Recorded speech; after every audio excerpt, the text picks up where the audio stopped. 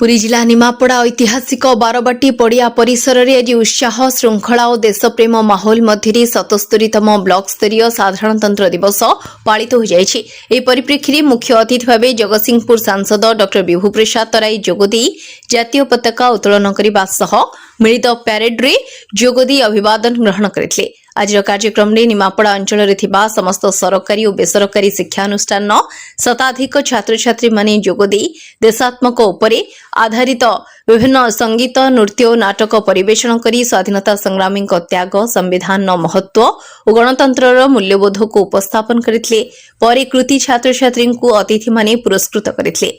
अन्य अतिथि मानक मध्य निमापड़ा ब्लॉक मंडल उन्नयन अधिकारी अभिजित षडंगी, एनएसी निर्वाही जंत्री चिन्मय दास, निमापड़ा तहसीलदार मनोज प्रधान, निमापड़ा एसडीपीओ जनार्दन पाढ़ी प्रमुख उपस्थित थे।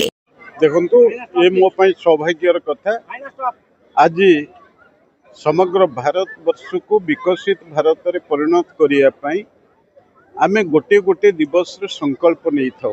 स्वाधीनता दिवस, साधारणतंत्र दिवस आज आमर माननीय राष्ट्रपति जो भली भाव रे दिल्ली रो समग्र भारत वर्ष जनसाधारण वार्ता रखिंट से आधार रे प्रति अंचल जिते साधारणतंत्र दिवस पालन होचे से अनुसार आम निमापड़ार अंतेवासी मानक अंतत ये साधारणतंत्र दिवस भितर गोटे कथा से माने संकल्प नवार आवश्यकता अच्छी जे निमापड़ा अंचल को विकसित करवा। से महिला हंतु, छात्र हंतु, युवक हंतु, कृषक हंतु, श्रमिक हंतु, विभिन्न जाति, विभिन्न वर्ग, विभिन्न संप्रदाय भितर भाईचारा रखिबा, सद्भाव रखिबा एवं गठनमूलक मानसिकता रखी निमापड़ार भित्तिभूमि के आमे तैयारी करिबा। उत्कर्ष निमापड़ार जो मेसेज अच्छी आम पाखे ताकू गढ़िया पई एठी किसी शिल्प प्रतिष्ठा करिबा, किसी उद्योगी तैयारी करिबा एवं आमर प्रत्येक लोक को आमे सेल्फ रिलायंट बा स्वावलंबी करेबा।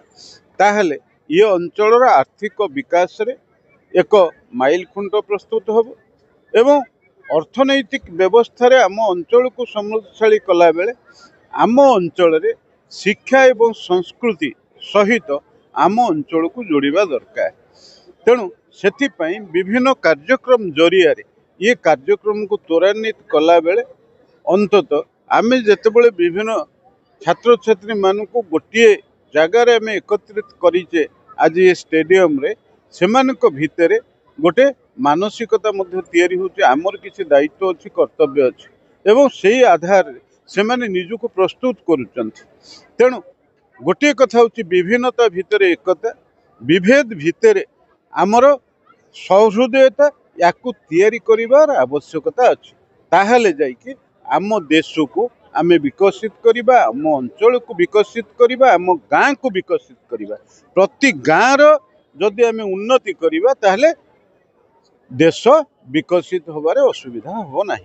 तेणु से दृष्टिकोण आज 77तम साधारणतंत्र दिवस अवसर रे आज मु उपस्थित ही मु निजको सौभाग्यशाली मन करछि एवं निमापड़ार जनसाधारण, निमापड़ार छात्र छात्री, विभिन्न लोक माने जो माने जनसाधारण उपस्थित होइके ये कार्यक्रम सामिल होइचंती सेमानंको मो अंतररु शुभेच्छा एवं अभिनंदन जणाउछि।